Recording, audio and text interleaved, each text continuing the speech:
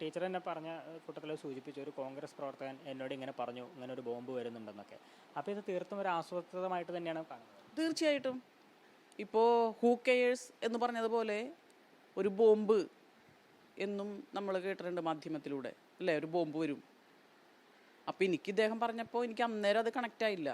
പക്ഷെ ഇപ്പം ഞാൻ വിചാരിക്കുന്നുണ്ട്, ഒരു ബോംബ് വരും എന്ന് പറഞ്ഞപ്പോൾ അത് വളരെ ക്രിയേറ്റഡ് ആണല്ലോ. യാഥാർത്ഥ്യവുമായി ഒരു പുലബന്ധം പോലും ഇല്ലാത്ത ഒരു കാര്യം ക്രിയേറ്റഡ് അല്ലാതെ പിന്നെ എങ്ങനെയാണ് ഉണ്ടാകുന്നത്? അത് ഇവിടുത്തെ സോഷ്യൽ മീഡിയ ഹാൻഡിലുകൾ, പ്രത്യേകിച്ച് വലതുപക്ഷ സോഷ്യൽ മീഡിയ ഹാൻഡിലുകളൊക്കെ തന്നെ ഫേക്ക് ഐ ഡിയിൽ, ഇപ്പോൾ ബഹുമാന്യനായ പ്രതിപക്ഷ നേതാവ് അടക്കം ഇപ്പോൾ കരയുന്നുണ്ടല്ലോ. അദ്ദേഹം പറയുന്നുണ്ടല്ലോ, ഇതൊക്കെ ഫേക്ക് ഐ ഡികളാണ്. അദ്ദേഹത്തിനെതിരെ വന്നപ്പോൾ ഇതൊക്കെ ഫേക്ക് ഐ ഡിയിലാണ്, ഇതെങ്ങനെയാണ് ഉണ്ടാക്കുന്നത് എനിക്കെന്ന് അറിയാം എന്ന് അദ്ദേഹം പോലും പറഞ്ഞല്ലോ.